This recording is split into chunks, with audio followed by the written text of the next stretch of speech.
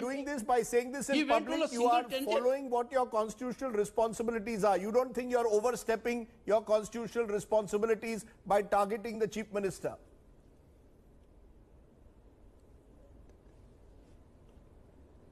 I don't target anyone, let me tell you. I confine to constitutional parameters. I am not deterred by who says what. I believe in the script of the Constitution. I go by that dictum and look at, I cannot have a situation where someone says, look at the Diamond Harbour young MP, the expression he uses. I tell the young MP, those who rise by leaps and bounds, and mark my words carefully, how pitfalls ahead of them. Sir, can we save democracy? Sir, but this is the language of a politician. You seem to be sounding more and more like a politician, like a player ahead of the Bengal elections, taking on the Bengal government. That is why the Bengal government is saying you're not a neutral umpire, you're batting for the Home Ministry and the centre, that you are not that you are playing the role of a politician now. You're a player. No, let me tell you, you would have been a very good lawyer to cross-examine. But let me tell you, I mince no words in telling. I am not a stakeholder in politics. I am not concerned which political party plays what politics. It is their cup of tea, their lookout. But if a consultant appointed by one party makes intrusion in the corridors of power, infiltrates it without authority of law, the political executive is in support mode, the administrative machinery is in supine mode. Sir, the governor is called upon to do his duty. I have asked the government in writing, sanitize the power corridors.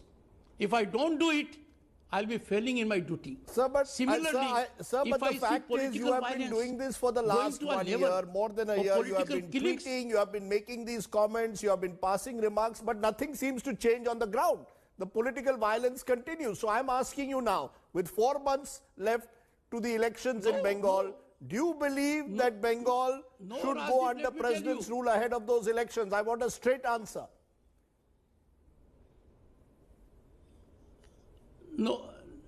No. Before that, Rajdeep, let me tell you. If the governor has been talking of certain issues, your impression that that is not impactful is wrong.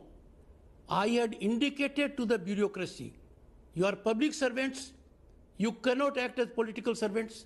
If you act as political workers, you are violating your conduct, you are risking law. Many have changed. Only a handful are left now, let me tell you. At the end of the day, people have a conscience of their own. Therefore, your impression that things are not changing is not that way. The politicized police is rethinking its role now.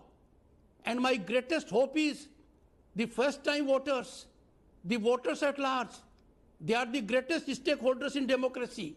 I'm not concerned with who wins, who loses. I'm concerned only with the mechanism. No, are you appealing to first-time voters to vote out the Mamata government, Mr. Dhankhar? Are you telling the first-time voters of Bengal to vote out the Mamata government?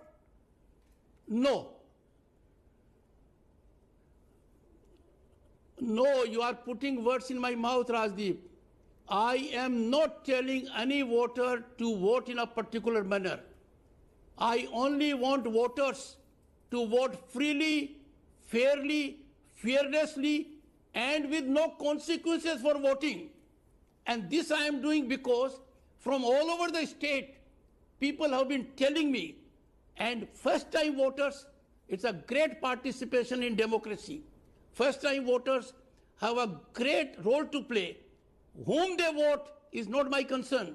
Who gets elected, I am not concerned. I would be happy with anyone getting elected, only with one rider.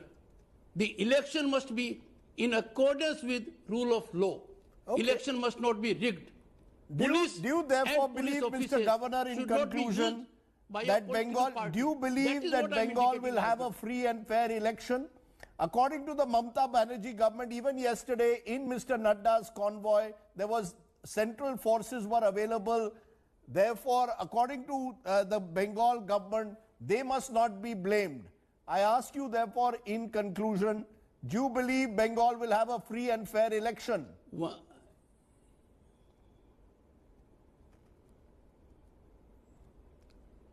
I will work for it. I assure the people of the state of West Bengal, we cannot imperil democracy and everything will be done. Things that had taken place earlier will not be allowed to happen. But number one, Rajdeep, do spare time for the state of West Bengal. Once you will come here, you will charge me that you never found a man understating a case. If I'm indicating to you the gravity and enormity of compromising of democracy in the state of West Bengal, mind you, I am revealing only tip of the iceberg.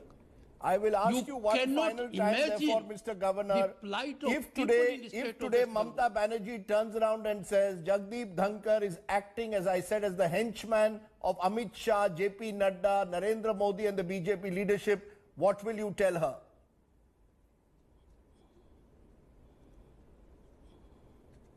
She would never say that. You trust me. Mamata Banerjee can never pick up this courage to say so, because then she will have to read my letters. She has not replied to many of them. And I have put everything in black and white. What I am indicating to you, Rajdeep, I have put more sharply to Mamata Banerjee. In writing, I will share the documents with you as and when you happen to be here, or I can share it with you wherever you are. You will be surprised that here is a governor who is acting with such sense of accountability and transparency, that is writing everything to the Chief Minister, and Chief Minister is not picking up courage to reply to those communications. Okay. And those communications non-response means a cover-up exercise of corruption, nepotism, favoritism, and totally politicized working of the police. Financial bunglings are taking place to a level which will put anyone to shame if one believes in democracy and accountability. Let me leave I am it only there. understating the case. Let me leave it there, Mr.